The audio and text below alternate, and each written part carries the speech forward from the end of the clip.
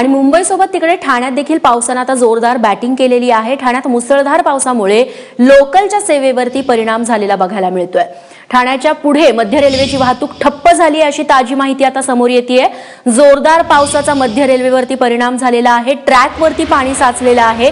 आधी काही 1.5-2 तासांपूर्वी मध्य रेल्वेचा स्पीड हा बराच मंद झालेला होता, मात्र आता ठाण्याच्या पुढे मध्य रेल्वेची वाहतूक ठप्प झाली आहे अशी माहिती मिळते। दरवर्षीच हे चित्र मध्य रेल्वेचं बघायला मिळतं। ते चित्र आजच्या एका रात्रीच्या पावसामुळे बघायला आता निर्माण झालेलं आहे। ते बघायला मिळते ठाण्याच्या पुढची मध्य रेल्वेची वाहतूक आहे ती सध्या ठप्प झालेली आहे। अजूनही पावसाचा जोर हा चांगलाच बघायला मिळतोय। ही जी दृश्य तुम्ही आता स्क्रीनवरती बघत आहात ती सकाळी 6 वाजताची आहेत, जेव्हा मध्य रेल्वेची वाहतूक ही धीमी झालेली होती, कारण जवळपास ट्रॅक या पाण्याच्या खाली बुडालेले होते। मात्र ठाण्याच्या पुढे पावसाचा जोर जास्त बघायला मिळतोय आणि त्यामुळे ठाण्याच्या पुढची जी वाहतूक आहे मध्य रेल्वेची ती सध्या ठप्प झाली अशी माहिती मिळते। ठाण्यात मुसळधार पावसामुळे लोकलच्या सेवेवरती हा परिणाम झालेला आहे। कळवा रेल्वे स्थानकात देखील ट्रॅकवरती पाणी साचले, त्यामुळे सकाळी मुंबईकडे येणाऱ्या प्रवाशांची चांगलीच अडचण होतीये। मेगा ब्लॉक आधीच लोकलच्या वाहतुकीवरती अशा पद्धतीने परिणाम झालाय आणि 9:30च्या दरम्यान मध्य रेल्वेवरती 9:15-9:30च्या दरम्यान मेगा ब्लॉकच्या कामांना देखील सुरुवात झाली आहे। मात्र या पावसामुळे ट्रॅकवरती पाणी साचलेलं आहे, त्यामुळे या मेगा ब्लॉकच्या कामात देखील आता अडथळा निर्माण होऊ शकतो। अक्षय भाटकर आमचे प्रतिनिधी मध्य रेल्वेची स्थिती आपल्याला सांगतील। अक्षय, सध्या कुठे कुठे ट्रॅकवरती पाणी साचल्याचं पाहायला मिळतंय? ठाण्याच्या पुढे मध्य रेल्वे ठप्प आहे अशी माहिती मिळतेय।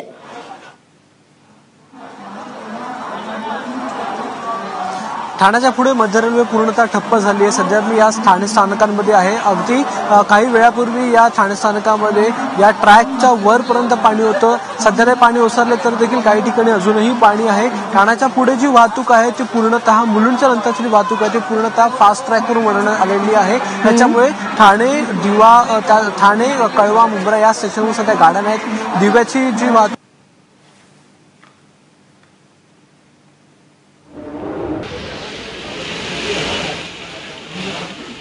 दिसून येते, त्याच्यामुळे ठाणा स्टेशनमध्ये येणाऱ्या ज्या गाड्या आहेत त्यांना सध्या ठाणा स्टेशनमध्ये येता येत नाहीये। ह्या गाड्या आहेत त्या फास्ट ट्रॅक, कारण की त्या ट्रॅकवर सध्या पाणी नाही। त्याचबरोबर ट्रान्स हार्बरची जी वाहतूक आहे ती देखील ठप्प झालेली आहे असं देखील सध्या दिसून येत आहे। कळवा स्थानकामध्ये सकाळी मोठ्या प्रमाणामध्ये पाणी भरलं होतं, त्याच्यामुळे ही जी वाहतूक आहे ती ठप्प झाली होती। सध्या आपण जर बघितलं ठाणा स्टेशनचे जे मागचं चित्र जे आपण बघतोय आता, खूप मोठ्या प्रमाणामध्ये गर्दी ठाणा स्टेशनवर झालेली आहे, कारण की गाड्या नाही आहेत। गेले 1 ते 1.5 तास ही जी लोक आहेत ती या ठिकाणी थांबलेली आहेत। हे 2 नंबरचा प्लॅटफॉर्म आहे, त्यात अशीच परिस्थिती सगळ्या प्लॅटफॉर्मवर सध्या दिसून येते। आणि ठाणं हे आपल्याला माहिती आहे सगळ्यात मोठं स्टेशन आहे मध्य रेल्वेवरचं। या ठिकाणी खूप जास्त गर्दी असते आणि त्या स्टेशनच्या पुढे आता सध्या वाहतूक जात नाहीये, त्याच्यामुळे मोठ्या प्रमाणामध्ये प्रवाशांचा खोळंबा या ठिकाणी दिसून येते। मध्य रेल्वेवर जोपर्यंत आता हे पाणी ओसरत नाही, कळवा स्टेशन असेल किंवा ठाणा स्टेशन असेल, जोपर्यंत आता हे पाणी ओसरत नाही तोपर्यंत ही जी परिस्थिती आहे ती अशीच राहील। त्याच्यामुळे मध्य रेल्वेच्या प्रवाशांना याचा खूप मोठा फटका बसलेला आहे। आता पाऊस कमी व्हायची सगळेजण वाट बघतात, तोपर्यंत हे पाणी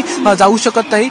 अनेक पंप लावलेले आहेत, पंप आपापलं काम करतायत, तर देखील पाणी ओसरत नसल्यामुळे सध्या मध्य रेल्वेची वाहतूक जी आहे ती ठप्प झाली आहे। त्यातच ठाकूरला जो मेगा ब्लॉक आहे, अंबरनाथला जो मेगा ब्लॉक आहे तो देखील सुरू झालाय, त्यामुळे आधीच कमी गाड्या, त्यात आता हे वॉटर लॉगिंग, याच्यामुळे एकूणच या सगळ्याचा फटका जो आहे तो मध्य रेल्वेच्या प्रवाशांना मोठ्या प्रमाणात बसलेला आहे। रेश्मा, निश्चित अक्षय, तू आता जी दृश्य दाखवलीस, रविवार असून देखील रेल्वे स्टेशनवरती इतक्या मोठ्या प्रमाणात गर्दी बघायला मिळतेय। नशीब आज ऑफिसेस सुरू नाहीयेत, म्हणजे वर्किंग डे नाहीये, त्याच्यामुळे मोठा मनस्ताप ठाणेकरांचा आणि इतरांचा टळला असं म्हणायला हवं। अक्षय, धन्यवाद तू दिलेल्या माहितीबद्दल।